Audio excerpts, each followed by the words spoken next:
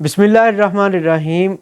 अस्सलाम वालेकुम नाज़रीन, मैं हूं आपका होस्ट डॉक्टर इमाद रशीद और आपकी खिदमत में हाज़िर हूं एक नए टॉपिक के साथ। आज का मेरा टॉपिक बकरी पाल हज़रात के लिए इंतहाई अहम है। मैं आज इस वीडियो में आपके साथ शेयर करूंगा कि बकरी कब हीट में आती है, कब उसको क्रॉस करवाना चाहिए, और इसके अलावा अगर बकरी हीट में ना आए तो हमने उसको कौन सा प्रोटोकॉल लगाना है। नाजरीन, बकरी को हम शॉर्ट डे ब्रीडर कहते हैं, यानी इससे मुराद ये है कि जब दिन छोटे हो जाते हैं तो बकरी हीट में आती है या इसका ब्रीडिंग सीज़न स्टार्ट हो जाता है। ये मंथ की अगर हम बात करें तो ये सितंबर से स्टार्ट होता है और फरवरी तक चलता है। ये बकरी कब हीट में आती है तो इस पे बात करते हैं। बकरी तकरीबन 8 से 10 माह में हीट में आ जाती है अगर उसकी न्यूट्रिशन अच्छी हो। बाज़ बकरियां देखा गया है कि 4 माह में भी हीट में आ जाती हैं, लेकिन ये एज मुनासिब नहीं है बकरी को क्रॉस कराने के लिए, क्योंकि अगर आपने क्रॉस करा दिया फ़र्ज़ करें और बकरी का हमल ठहर गया तो वो उस तरह से परफॉर्म नहीं कर पाएगी। बच्चा उसका इतना समझ लें कि कमज़ोर होगा, इतना ताकतवर नहीं होगा। बकरी ख़ुद भी इतनी कमज़ोर रह जाएगी क्योंकि उसकी अपनी डेवलपमेंट नहीं हुई। तो हम ये रिकमेंड करेंगे आपको कि जब बकरी 2 दांत हो जाए, यानी आप यूँ समझ लें कि अगर वो 12 माह की उम्र को पहुँच जाए और हीट में आए तो आप उसको क्रॉस करवा दें। जी नाजरीन, अब हम डिस्कस करते हैं बकरी के हीट साइकिल में। बकरी जब हीट में आती है तो 21 दिन बाद वो दोबारा हीट में आती है अगर वो क्रॉस ना हो तो। बकरी का ओवुलेशन पीरियड 24 से 36 घंटे के दरमियान होता है। तो यहाँ पे ना एक साइंटिफिक जो बात है वो बड़ी समझने वाली है कि बकरी जब हीट में आती है तो उसका जो फॉलिकल साइज़ है, जो अंडा का साइज़ होता है, वो 6 से 8 मिलीमीटर तक होता है। तो ये 24 से 36 घंटे में ये ग्रो करता है और ग्रो करने के बाद ये रप्चर हो जाता है। रप्चर ये तब होता है जब इसका साइज़ 8 मिलीमीटर से बढ़ता है। 8 से 10 मिलीमीटर का जब साइज़ होता है तो फॉलिकल रप्चर हो जाता है, तो इसे हम कहते हैं कि ये ओवुलेशन हो गई है।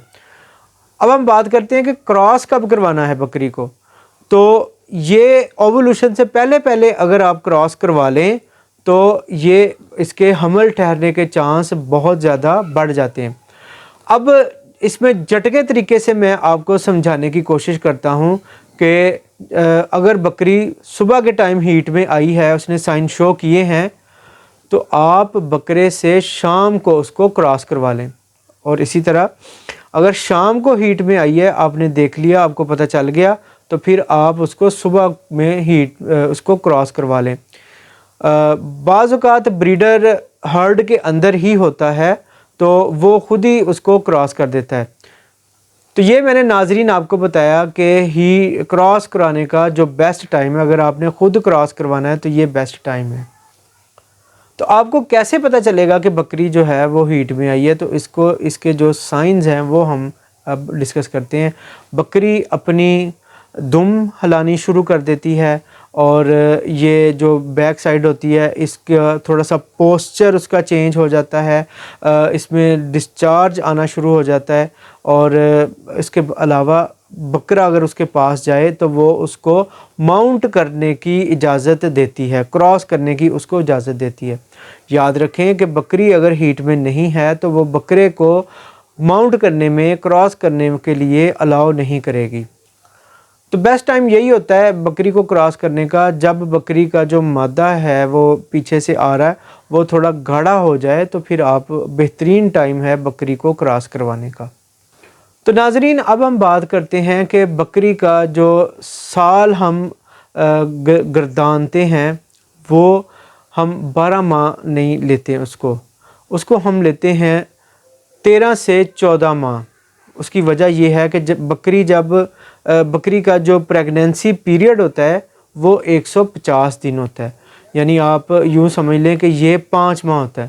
یہاں پہ یہ بات اور بھی سمجھنے والی ہے کہ 5 سے 10 دن اوپر نیچے ہو سکتے ہیں، یا 5 سے 10 دن پہلے وہ بچہ دے سکتی ہے، یا 5 سے 10 دن بعد میں بچہ دے سکتی ہے۔ تو سٹینڈرڈ جو اس کے دن ہیں وہ 150 ہیں، یعنی 5 ماہ ہے، تو 5 ماہ میں یہ بچہ دے دیتی ہے۔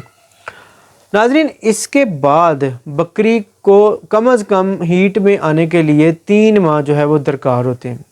اگر آپ کی نیوٹریشن اچھی ہے، اگر آپ کی بکری کی جینیٹکس اچھی ہے تو یہ اس سے پہلے بھی آ جاتی ہے۔ انوولوشن پیریڈ اس کا تقریباً 30 ڈیز کے قریب ہوتا ہے۔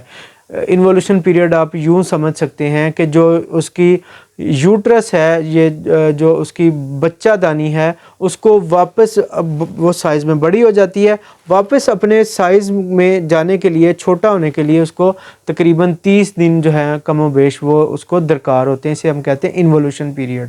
تو انوولوشن پیریڈ جب اس کا کمپلیٹ ہو جاتا ہے تو یہ تقریباً 3 ماہ کے اندر جو ہے وہ بکری ہیٹ میں آ جاتی ہے، اس کو آپ کراس کرا سکتے ہیں۔ تو اس لیے ہم اس کا جو پورا سائیکل ہے، یعنی 1 سال ہم ریپروڈکٹیو سائیکل کے حوالے سے وہ ہم 13 سے 14 ماہ جو ہے وہ کنسیڈر کرتے ہیں۔ یوں آپ کہہ سکتے ہیں کہ بکری کا جو سال ہے، ریپروڈکٹیو سال ہے، وہ 13-14 مہینے میں وہ 2 دفعہ بچے دے دیتی ہے۔ جی ناظرین، اب بات کرتے ہیں کہ بکری کو اپنا جو ریپروڈکٹیو سائیکل کو مینٹین کرنے کے لیے کون کون سی چیزوں کی ضرورت ہوتی ہے۔ تو اس میں سب سے پہلے اس کو پروٹین کی ضرورت ہے۔ تو پروٹین کن چیزوں سے بکری جو ہے اپنی ضروریات پوری کرتی ہے؟ وہ ہے سویابین میل، برسیم اور لوسن۔ یہ بہترین پروٹین کے ذریعے ہیں بکری کے لیے۔ ناظرین، اب ہم بات کریں گے کہ اگر آپ کی بکری ہیٹ میں نہیں آ رہی تو پھر ہم نے کون سے ٹیکے لگانے ہیں، یا آپ یوں سمجھ لیں کہ ہم نے کون سے ہارمونل تھراپی کرنی ہے۔ تو اس کو نوٹ فرما لیں، میں اس کا اسکرین شاٹ بھی آپ کو شیئر کر دوں گا۔ پہلے دن آپ نے اس کو GnRH دینا ہے۔ اب GnRH کے جو برانڈ اویلیبل ہیں پاکستان کے اندر وہ کنسپٹال ہے اور ڈلمیرالین ہے۔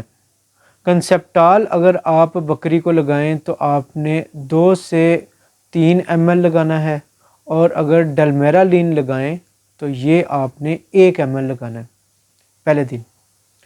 7ویں دن پہ آپ نے اس کو PGF2 الفا دینا ہے۔ اب PGF2 الفا میں کون کون سے برانڈ آ رہے ہیں یہ آپ نوٹ فرما لیں۔ ڈیلمازین، ایسٹرومیٹ، سائیکلومیٹ، ان تینوں میں سے کوئی ایک ٹیکہ آپ نے لگانا ہے۔ یہ میں نے آپ کو برانڈ نیم بتائے ہیں، کوئی بھی ٹیکہ ان میں سے لگائیں تو آپ نے 1 ml لگانا ہے، اور یہ انٹرا مسکولر لگے گا۔ 9ویں دن پہ آپ نے پھر وہی GnRH ریپیٹ کرنا ہے، یعنی کہ آپ نے کنسپٹال یا ڈلمیرالین، ناظرین دونوں میں سے کوئی ایک ٹیکہ لگانا ہے، اور کتنا لگانا ہے یہ میں بتا چکا ہوں۔ اور 11ویں دن پہ بھی آپ نے انہی دونوں ٹیکوں کو ریپیٹ کرنا ہے، یعنی کہ آپ نے یا ڈلمیرالین لگانا ہے یا آپ نے کنسپٹال لگانا ہے 11ویں دن پہ۔ اس کے بعد جب بھی آپ کی بکری 18 گھنٹے بعد عمومی طور پہ بکری ہیٹ میں آ جائے گی تو آپ اس کو کراس کروا دیں۔ اگر آپ کے پاس انسیمینیشن کی سہولت موجود ہے تو آپ اس کو انسیمینیٹ کروا دیں، آرٹیفیشل انسیمینیشن کروا دیں۔ تو ناظرین، یہ تھی آج کی میری ویڈیو بکریوں کو ہیٹ میں لانے کے لیے اور ان کا جو ہیٹ کا سائیکل ہے اس کے بارے میں۔ ناظرین، اگر آپ کو آج کی ویڈیو پسند آئی ہے تو اس کو لائک کریں اور اپنے دوستوں کے ساتھ اس کو شیئر کریں۔ آخر میں آپ کو یہ پیغام دینا چاہوں گا کہ آپ کے جانور اگر بیمار ہو جائیں تو یہ جو سکرین پہ میں نے ایک دعا شیئر کی ہے، یہ آپ اپنے لیے بھی اور اپنے جانوروں کے لیے بھی ضرور پڑھا کریں۔ تو ناظرین ملتے ہیں کسی اور نئی ویڈیو میں، تب تک کے لیے اللہ حافظ۔